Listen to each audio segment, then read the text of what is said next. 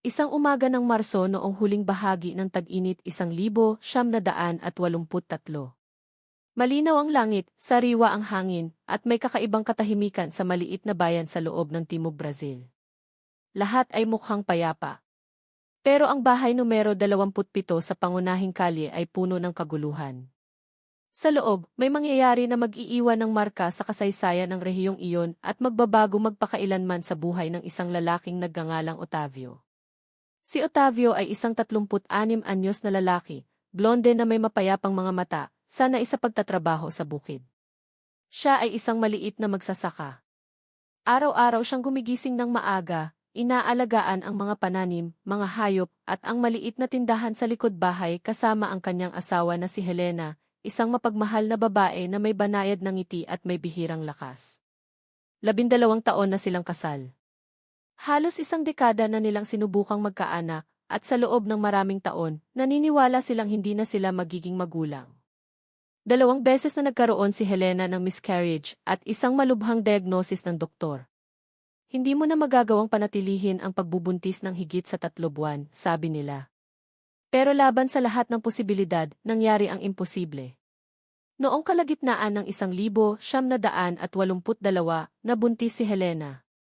Pareho silang umiyak ng matagal nang lumabas ang positibong resulta. Umiiyak sila sa takot, sa ligaya, sa pag-aalala.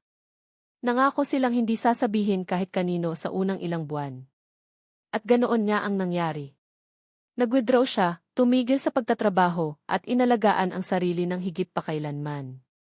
Ginawa ni Otavio ang lahat para protektahan siya. Sa ika-4 na buwan ng pagbubuntis, isang sorpresa. Hindi isa ang sanggol. 2. At sa ika-5 buwan, isa pang ultrasound ang nagpakita pa ng higit pa. 5 sila. Sa ika-6, ang pinakakumpletong pagsusuri na ginawa nila sa Porto Alegre ay nagdala ng pinakamalaking shock. 9 na sanggol. Walang nakaintindi kung paano nakakaya ng uterus ni Helena na suportahan iyon. Tinawag ito ng mga doktor na milagro. At siya, umiti siya. Sabi niya, ang bawat buhay na iyon ay gantimpala para sa lahat ng taon ng sakit at katahimikan. Nakatakda ang panganganak sa ika-34 na linggo ng pagbubuntis, isang high-risk cesarean section. Na-mobilize ang medical team ng ospital na parang operasyon sa digmaan. Kulang sa resources ang ospital ng bayan, kaya inilipat si Helena sa kabisera na may tulong ng mga lokal na voluntaryo. Sumama si Otavio. Huminto ang buong bayan para panoorin. At noong Marso 12, 1983, -0:47 ng umaga, ipinanganak ang unang babae. Ang pangalawa sa 10:48, ang pangatlo sa 10:49. At ganito, isa-isa, sa loob lamang ng ilang minuto, 9 na blonde na babaeng may asul na mga mata ang dumating sa mundo. Bawat isa ay tumitimbang sa pagitan ng 1 kilo at 1.5 kilo. Maliit, marupok, pero buhay. Umiiyak ang buong operating room. Mga nurse, mga doktor, maging ang direktor ng ospital. Hindi na makapagsalita si Otavio. Nakatayo lang siya roon, nakatitig sa 9 na inkubator, at tahimik na inuulit, ito ang aking pamilya. Lahat sila ay aking mga anak na babae. Pero habang natutuklasan niya ang milagro ng pagiging ama, handa na ang tadhana para sa kanyang malaking dago. Sa dulo ng operasyon, nagsimulang mawala ng maraming dugo si Helena. Halos 2 oras na nakipaglaban ang mga doktor. Sinubukan ang transfusions. Ginawa nila ang lahat, pero -1, 12 ng hapon, namatay si Helena. 3 oras pa ang lumipas bago sinabihan si Otavio. Hawak niya ang kamay ng kanyang ika-9 na anak na babae nang marinig ang salitang, "Otavio, kailangan nating mag-usap." Hindi na niya kailangan ng mga salita. Naramdaman niya ito. Sumikip ang kanyang dibdib. Naging tahimik ang mundo. Lumuhod siya sa pasilyo ng ospital. Hindi siya umiyak. Nakatitig lang siya sa sahig na parang naghihintay na may gisingin siya sa bangungot na ito. Kumalat ang balita na parang sunog. Huminto ang buong bayan. Dumating ang mga press. Isang biyudo na may 9 na bagong silang na anak na babae. Kumalat ang kwento sa mga pahayagan. At si Otavio, nanatili siya. Ayaw niyang umalis sa ospital. Natutulog siya sa mga upuan sa neonatal ward. Nagpalit-palit ng oras ng pagbisita, nagsulat ng notes, at umiiyak ng palihim sa mga pasilyo. Sa araw ng libing ni Helena, hindi siya nakapunta. Nasa obserbasyon pa ang mga bata, at hindi niya kayang isipin na iwan sila. Dinala ng kanyang nakatatandang kapatid ang kabaong. Sinasabi na kinabukasan, sumulat si Otavio ng liham sa kanyang asawa at inilagay ito sa loob ng kahon ng isa sa mga inkubator. Ang liham ay nagsasabi, Helena, iniwan mo sa akin ang 9 na piraso ng iyong sarili.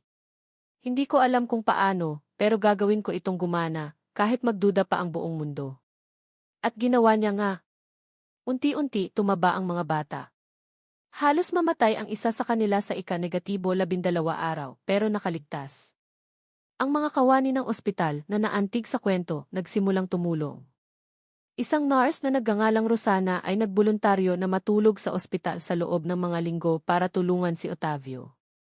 Gumawa ang mga doktor ng espesyal na schedule para sa kanilang pangangalaga. Dumating ang mga donasyon mula sa buong bansa, bote, damit, lampin, pera. Natuto ang buong Brazil tungkol sa kwento ng ama ng 9 na babae. Pero ayaw ni Otavio ng katanyagan. Gusto niya ng istruktura. Sa tulong ng mga donasyon, inayos niya ang bahay. Bumili siya ng mga crib. Nag-ayos siya ng nursery na may pangalan ng bawat anak sa dingding. At sa 2 buwan na gulang, umuwi na ang mga bata. Nagtipon ng buong bayan sa kalye para salubungin sila. Parang parada. Mga lobo, karatula, pumapalakpak na mga bata.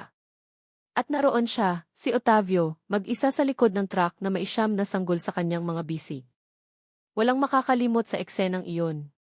Pero ang tunay na hamon ay darating pa. Pagkatapos ng araw na dinala ni Otavio ang kanyang mga anak pauwi, wala nang naging pareho. Hindi na siya ang lalaking nag-aalaga sa maliit na bukid o sa tindahan sa likod bahay. Ngayon, lahat ay tinatawag siyang ama ng 9 na babae.